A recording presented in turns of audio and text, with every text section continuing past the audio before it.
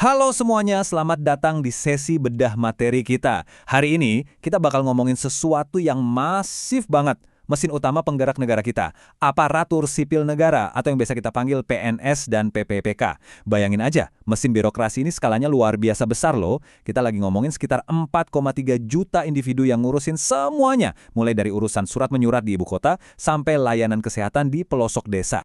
Nah, ada satu angka yang bikin merinding nih, 25%. Yap, kalian nggak salah dengar. Berdasarkan analisis dari Asian Development Bank, buat ngebiayain jutaan pegawai ini, negara harus ngeluarin sekitar 25% dari total pendapatannya. Bayangin, seperempat uang negara dialokasikan cuma untuk satu sektor tenaga kerja ini aja. Gila kan? Ini benar-benar beban anggaran yang sangat signifikan. Jadi, pertanyaan besarnya nih, apakah investasi sebesar 25% dari uang rakyat ini udah sepadan sama hasil dan pelayanan publik yang kita dapat? Lewat sesi kali ini, kita bakal membedah sejarahnya, lihat beban anggarannya, ukur efektivitasnya, bahkan membandingkannya sama negara-negara maju buat nyari tahu di mana posisi birokrasi kita sekarang. Oke, kita mulai dari bagian pertama. Gimana sih evolusi birokrasi di Indonesia? Buat paham kenapa mesin ini bisa segede sekarang, kita harus flashback dikit.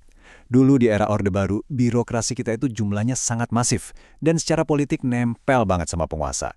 Kalian pasti tahu lah ya, isu nepotisme dan koneksi itu kuat banget. Terus, angin segar datang di tahun 1999, lewat reformasi undang-undang. Tujuannya jelas, netralitas. Pegawai negeri itu harus ngabdi ke publik, bukan ke partai politik. Nah, puncaknya di tahun 2014, pemerintah ngenalin sistem merit. Idenya sederhana, tapi tajam. Rekrutmen dan promosi itu murni harus berdasarkan kompetensi. Nggak ada lagi tuh jalur ordal alias orang dalam. Lanjut ke bagian kedua, PNS versus PPPK. Kok bisa beda ya? Dari sejarah tadi, kita sampai pada bentuk birokrasi hari ini.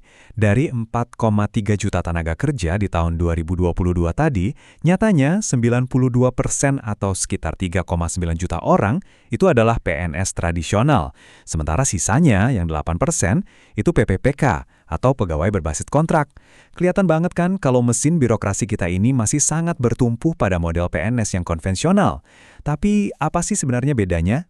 Bedanya begini, PNS itu nawarin stabilitas seumur hidup, sampai ada jaminan pensiun segala. Kalau PPPK sifatnya kontrak, jadi pemerintah bisa lebih lincah dan fleksibel rekrut orang buat kebutuhan spesifik aja, tanpa beban pensiun jangka panjang. Nah, belakangan kan banyak banget tuntutan supaya tenaga PPPK, terutama para guru, diangkat jadi PNS.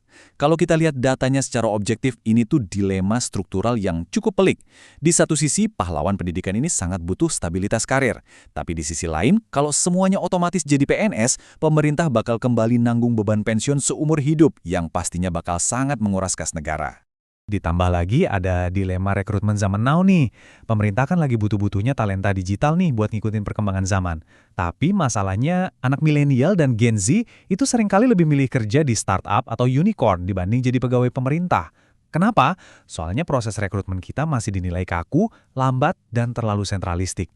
Jadinya pemerintah kayak terjebak nih antara butuh merekrut pegawai seumur hidup atau sekedar nyewa talenta digital lewat sistem kontrak tadi biar lebih lincah.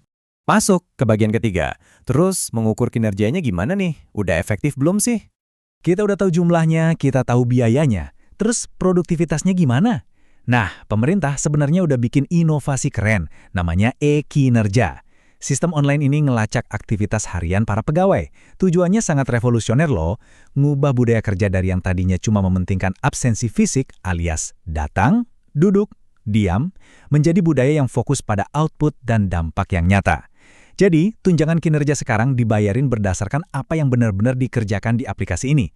Game changer banget kan? Tapi, realita di lapangan itu kadang nggak seindah aplikasinya.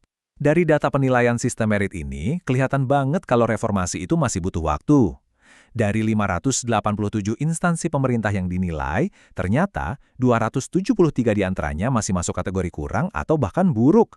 Wah, artinya di banyak tempat, evaluasi kerja dan promosi itu masih jauh banget dari standar objektif yang diharapkan dari sebuah sistem meritokrasi.